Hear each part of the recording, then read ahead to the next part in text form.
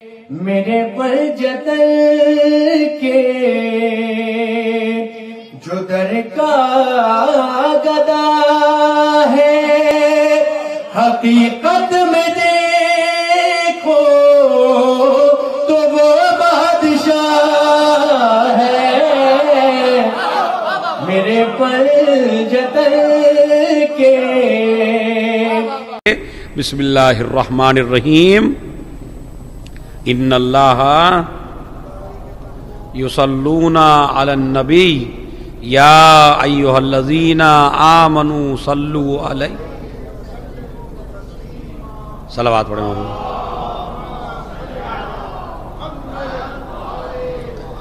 کہ جس میں ارشاد ہو رہا ہے ان اللہ و ملائکتہ، بے شک اللہ اور اس کے ملائکہ صلوات پڑھتے ہیں محمد اور آل محمد پر۔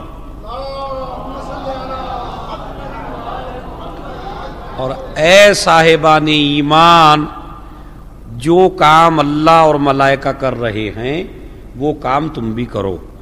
بلکہ روایت میں موجود ہے کہ اگر بندہ ایک دفعہ محمد اور آل محمد پہ صلوات پڑھتا ہے تو اللہ اس بشر پر 10 دفعہ صلوات پڑھتا ہے۔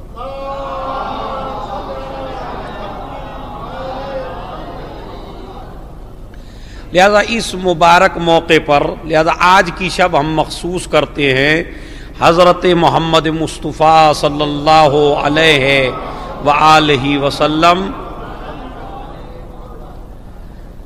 کہ جو پوری کائنات میں سب سے افضل اور سب سے بہتر ہیں، اور انہی کے لیے ارشاد رب العزت ہو رہا ہے لولاک لما خلقت الافلاک، میرے پیغمبر اگر مجھے آپ کو پیدا کرنا مقصد نہ ہوتا تو میں کائنات کی کسی چیز کو پیدا نہ کرتا۔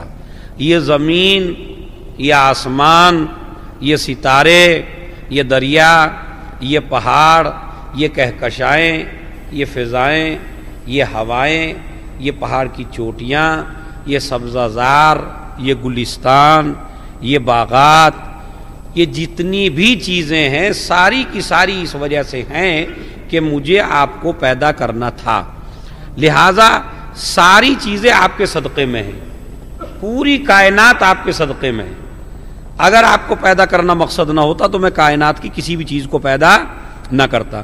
تو جتنی بھی چیزیں پیدا ہوئی اس پیغمبر کے صدقے میں پیدا ہوئی، اور اگر صدقے میں پیدا نہ ہوتی تو پھر چاند انگلی کے اشارے سے 2 ٹکڑے نہ ہوتا، ایک انگلی کے اشارے سے ڈوبا ہوا سورج واپس نہ آتا۔ اس کا مطلب یہ ہے کہ یہ پوری دنیا محمد اور آل محمد کے صدقے میں پیدا ہوئی ہے، اور اسی وجہ سے ہر چیز ان کی اتباع کرتی ہے، ہر چیز ان کی بات کو قبول کرتی ہے، ہر چیز ان کی اطاعت کرتی ہے، اس لیے کہ پوری کائنات انہی کے صدقے میں ہے۔ مگر ایک سوال یہاں پہ یہ قائم ہوتا ہے کہ اگر یہ پوری دنیا پیغمبر کے صدقے میں ہے تو جب پیغمبر دنیا سے تشریف لے گئے تو اس دنیا کو ختم ہو جانا چاہیے تھا۔ اگر آپ کے یہاں کوئی پرائم منسٹر آ رہا ہو اور اس کے احترام میں آپ نے تمام چیزوں کا انتظام کیا ہو، شامیانہ بھی لگایا، بہترین انتظام کیا، آنے جانے والوں کے لیے اچھی غذائیں بھی فراہم کی، اور روشنی کا بھی بڑا اچھا انتظام کیا تاکہ اسے تکلیف نہ ہو، نہیں آپ نے ہر چیز کا زبردست انتظام کیا، لیکن جیسے ہی وہ گیا تو وہ رونقیں ختم ہو گئی۔ اب ہم نے دوسرے دن وہاں جا کے دیکھا تو صحرا ہی صحرا تھا، جنگل ہی جنگل تھا، وہاں پہ کچھ بھی موجود نہیں تھا۔ ہم نے کہا کل اتنی رونق تھی آج کیا ہو گئی؟ کہا جناب یہ ساری رونقیں کسی کی وجہ سے تھیں، جب وہ چلا گیا تو ساری رونقیں بھی ختم ہو گئی۔